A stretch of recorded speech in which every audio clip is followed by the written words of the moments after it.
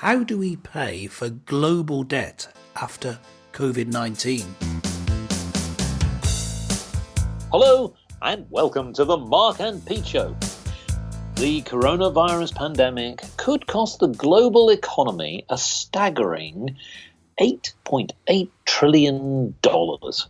Yes, and that's just an economic prediction. Now, that's more than double last month's prediction that equates to nearly 10% of the world's economic output, a staggering sum. Now, of course, many people believe that the COVID-19 situation is going to continue to paralyze the economic activity everywhere. What on earth do people do? Businesses are still struggling to access government-backed loans. Some of the people can't pay their bills. In fact, what they're doing is they're just turning to the never, never. Never in our lives have we had less money in our pocket. Never in the field of conflict will our debts continue to skyrocket. Never has the economy needed rewiring like an exploded electrical socket. Never has manufacturing been so broken that the gears have lost their sprocket. Never bemoan the situation because the government is paying, so just don't knock it. Yes, Clergyman Pete. Well, turning to the government, it seems like a bottomless pit. But who is actually really going to pay back all this debt? Yes, well, who indeed? I mean, this debt is pretty much worldwide. We have questions about China, which we'll come back to later. But the debt that has been the debt level that has been rising because of closing down of economies due to this COVID-19 pandemic is getting really big, getting out of hand. And there doesn't seem to be any consensus getting any closer amongst countries across the world how to cope with it. I guess you could say it's bad in Britain and America and in Europe, but for developing countries, it's even worse, of course. I mean, they were already in debt, and there is no sign. There's been no announcement. Oh yes, we're going to forgive the debt, or we're going to restructure it, or whatever, for these developing countries. So they must be in panic mode right now about what's going to happen to them, and it's serious for us in the West as well. Yes. Well, it's serious on a number of levels because many people will be cogitating, well, as much as government might be gaining perhaps money, perhaps on a rate that might be deemed to be favourable, collectively the sizable debt is enormous, and this is going to be something that's going to take decades to pay back. Now, how do you pay it back? One of the obvious things is to try and get the economy working. Now, as we very well know, there are many people who are still thinking about, well, will the business survive? Many people are still in a lockdown. Many people are thinking about, how can I just reactivate my business? Will the staff even stay? Can I even keep all of the staff? Now, the point here is that when we think about this accumulating debt that seems to be just snowballing, month by month, it just sort of makes you think, well, how do you pay it back? Well, we're going to talk about that in a lot more detail. One obvious thing to consider is about how do you just boost the economy to get it back to the levels that we once saw going from 2019 into the beginning of 2020. I do believe that one of the challenges is that, and Mark and Peter talked about this a lot, not enough investment has been in small to medium-sized businesses who really feed into so many big organizations through the supply chain, through manufacturing, goods that happen and go through the high street, and many other things that need to sort of fuel the economy. I think that certainly corporate rate, as in business rates, need to be brought down. There is a concern, and some people have muted, that perhaps that people might be taxed more. So those people who are in work, yes, those 3 people in the world who've still got a job, may actually find that actually they could find that their taxes could go up. I think that could be a mistake on a number of levels. One, I think that that's going to probably stifle spending. because what we want is people to spend. We want people not to build up the debt. We want to stay within their means. But I think certainly, putting taxes up is a wrong thing. Perhaps maybe even lowering taxes could be a good thing. Then we sort of think about what assets we've got. Now, typically when anybody thinks about, well, how do you pay a debt, maybe there are some things that we could do in terms of rethinking where we get money. Now, some people might say, we've got land, let's sell it. We've got assets, let's sell it, whether it be, real estate, as some of the US might say, or buildings. That might be one option. But that's not going to be enough. If you start to add it all up, just simply tapping the Queen on the shoulder and say, can we sell Buckingham Palace? Because that's not going to pay the debt. No. And she might object. Then you never know. But the fact of the matter is that because the debt is so sizable, here's another thought. Some economists have thought, hold on, the economic impact has been so great to collectively all of these different countries all over the world, incidentally, certainly in the developed countries, as we know. Why not have some kind of leveling out, meaning that is it actually ever really possible that anyone will ever be able to pay it back? Now, some people might say, well, the big economies such as, the United States, despite their debt levels, because of the engine, the economic engine that they've got behind them, once it does get back up and running over a shorter period of time, still a lengthy one, I think it would still take them 10 years or more, could actually probably level out.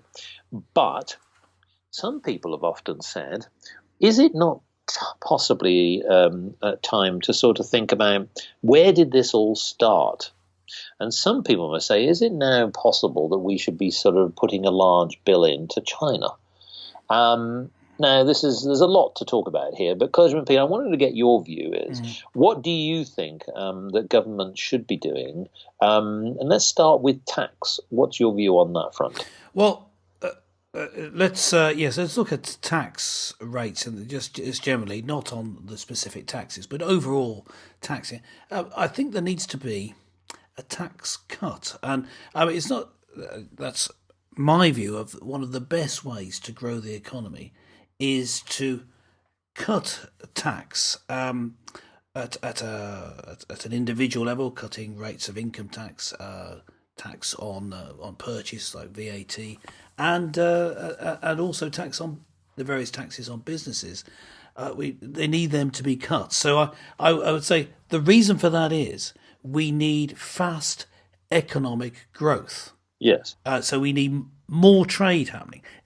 I think, and this I know that you agree with this, is the general Mark and Pete view we keep going on about, is that it's important to have goods being produced and them being sold, and exchange of goods and services. It's important to have trade happening in order to have enough money to spend, to have the good quality of life. In other words, you need to grow the economy, grow the gross domestic product quickly. In this case, anything else that you do actually makes things worse. So, like, for example, you could put taxes up in order to pay back your loans and in order to pay for, keeping companies afloat, that sort of thing. But doing that in the long term makes things worse. Yes. It shrinks the economy. The one of the things that anybody who's out there, and a lot of our listeners who are small and medium-sized company owners, are saying, well, one particular worry is rent. So, for example, businesses typically, there are some exceptions where some corporate companies own the land and the assets, but rarely. Most people rent. And the worrying thing is that they're tied into long-term deals. Now, obviously, with COVID-19 coming in, they've innocently been impacted, this force majeure, an act of God coming in and completely ruining their businesses. And what's really is an issue here is that they have to go back into business. They still got an obligation. I think that, and this is a tough one, folks, we know law is law and law should be certainly followed. But what I would say is maybe there is something there where there has to be some mechanism to allow cash back into the business, to give them a grace period, a longer grace period. And what you could do is, by law, is implement some kind of grace period that is injected in a contract, meaning if you are a business and you're tied for the next 3 years to paying rent on a building where you know that actually this could be a bit of a liability, because here you go, folks, you may never need to go back to that building because actually you might have all your workers working from home, or at least you might need to scale it back. But what you could do in the obligation is to give the grace period so that the business can recover, have enough to money to pay their way, get the business running, to then in turn make an obligation where they save money to eventually pay the debt. So I'm not suggesting they don't pay landlords, folks. So I know our landlords will be screaming. Yes. But the reality of the fact is that there are certain commitments that businesses will have, like salaries is the other thing. I don't think that governments can keep going on paying the furlough. Now what I mean by that is that this is where employees have been basically told to stop working. 80% of their salaries are paid. Now, there is, again, an aggregated amount, certainly in the United Kingdom. What they're doing is they're scaling that down so that effectively that they will pay 60%, the employer then pays 20%. Trouble is, some of those businesses can't even pay the 20%. No. So we're in a situation where I think that's definitely one area that could be helped, along with corporate tax. Delay the tax element. Yes. No, I agree with that. I mean, I think what we're seeing is that we're seeing is a need to stimulate the growth of the economy. Now, we're in that situation where if we're going to have the government pumping money in, like having construction jobs by creating new projects, well, you're spending even more money. One way of getting cash into the you've spoken about some ways of doing it. I was talking about having lower taxes, but you could go even further and have a tax rebate. Effectively have a tax holiday. I don't mean all tax, but reduce it temporarily. So you have a massive tax rebate. Short term. It's like a grace period, isn't it? Really? Yes. So similar to what you were saying with regards to rent, but applying it to tax as well, having a grace period, as you say, and it's interesting, though, in terms of trying to get the economy going. The UK government, at least, has made. I know listeners will be shocked at this. I think it's made quite an intelligent call, a good decision. I missed that one. Which one was that? What? If you look at the detail of the change in the lockdown or regulations, there were various things we're encouraged to do as individuals. But one of the things that was freed up immediately was building. You're allowed to get on building sites, and estate agents are reopened. And of course, this part of the economy, property, is part of what's often seen as the driver, or at least of growth, or at least it's at the forefront. It's the first part of the economy to grow. So they want to see that happening. Whether it actually drives it, I know that's open for debate. Some people say it is really a driver of the economy. It may be that it's just the first to grow, and then, of course, that gives people confidence that the economy is growing. So they've taken measures to try and get the housing market back on its feet again, which I think that's part of a series of measures that could be going in the right direction for our government. Yes, well, indeed. Now, I did want to sort of ask another way about paying for this, because now many people will know that, and I'm going to take the United Kingdom, but there are many other projects around the world that are similar to this. But I'm going to take one, which, of course, it was called the H2 project, which is essentially an infrastructure project, which was ironically to boost business from the south of England, particularly going into London, the conurbation of London, and through into London, and out to the provinces. Now, that was going to cost billions of dollars. Yeah. Do you think, bearing in mind that the UK government's effort around to combat the coronavirus or the pandemic has risen at the moment, as we speak, to over 123 billion pounds. Now, it's estimated to certainly exceed that considerably. But should certain projects be put on hold, albeit, and ironically, that they were then meant to be to boost the economy?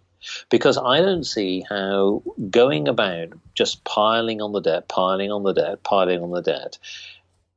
we're not going to see the results of a H2 project for some time. This is and the I'm HS2 also, project, is it? Yes, the HS2 project. Yes, that is something that really has caused much angst, because I know that we want to build our infrastructure, as do projects in America. They're building bridges and they're building highways. Those projects, those infrastructure projects, are meant to be something which would perhaps get people working in a different way, but then it comes back to what is the new normal, because the idea of somebody traveling from Birmingham into maybe London may not necessarily be so necessary when somebody can work out of their home. Yeah, I mean, I think it would be a mistake to. I think the HS2 line was always a mistake. I think in the sense of being too expensive, or too expensive, never work. Well, being too expensive already, but the signs are that it would grow and grow and grow in cost. Yes. And that it was doing things in the wrong order. We needed first better travel between, say, the large cities in the north, which really could do with a lot faster travel. Actually, travel from London up to the north was already pretty good. So that's not just my reading of it. I think I believe that there was a recent report delivered to the government saying that the benefits were just not great enough to go ahead with it. But no, the HS2 project is just one project, of course. As you will know, Boris Johnson was looking at a bridge to Northern Ireland. Yeah. Quite. Now, that would be a huge project over the sea there, and you would get lots and lots of jobs. Yes. And if he were to go ahead with it, he might well say, what a brave move. But this HS2 project was meant to cost over £100 billion. I know. And, well, it was already costed at getting it towards that. And Boris Johnson was saying £100 billion for the obvious reason that these things always grow in cost. Of course. Although right at the start of the show I was saying, let's let the debt, let's recognise that there is the debt, and that it needs to that your first temptation to just try and pay it off as being responsible with your money, you should be resisted and instead try and grow the economy. Well, that's what I think we should do. I think trying to grow the economy by having vast infrastructure projects is a mistake, though. Let it grow organically. Encourage the growth through greater trade, through new companies being launched, this sort of thing, not through government spending, because then you're just sort of playing catch up, aren't you? You're spending more. We're going to make back more. We're spending more. No, let's just calm down on the spending. So I don't think that's sort of economic. That can't really achieve the economic growth that we need. And I don't think that, as I say, particularly with HS2, it's going to help. And as you point out, with the new way of operating, maybe we don't need to travel quite so much. Exactly. So it's certainly, I hope, Mr. Johnson, that you're listening, because in my view, I think that's I know, and everyone's going to say, hold on, we've already spent a few billion. But the bottom line is, why do we need to spend hundreds of billions more when actually it could be there to either help boost the NHS, help boost the manufacturing, help boost the economy in other ways, where in fact, the game has changed. Most businesses have now pretty much analysed the situation and recognised that they're not going to carry on doing business in exactly the same way. More remote working will definitely be on the agenda. Now, I want to talk about another point of debt. This does have a financial element to it, and it's more of a social side. And this is perhaps sort of playing a little bit more to perhaps should we say we're more akin to your area, and this is about how one thinks about people.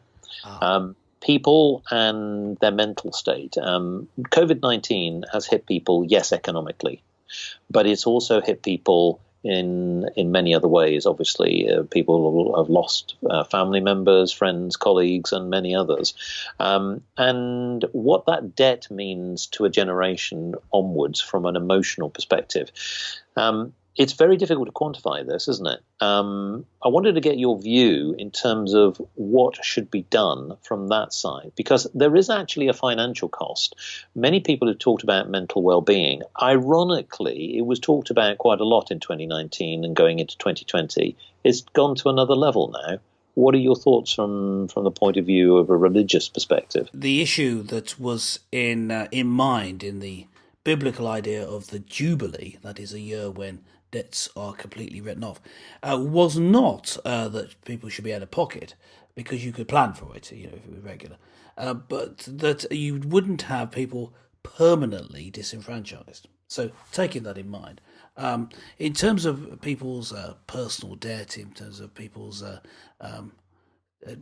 terrible problems with mental health for being locked in their bedrooms for all of eternity, if this is the new normal, working from your screen, I think that there needs to be a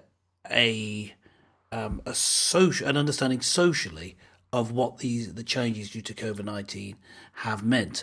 One is the fact that people some people may be desperate to get back to work, but some people may be fearful of it.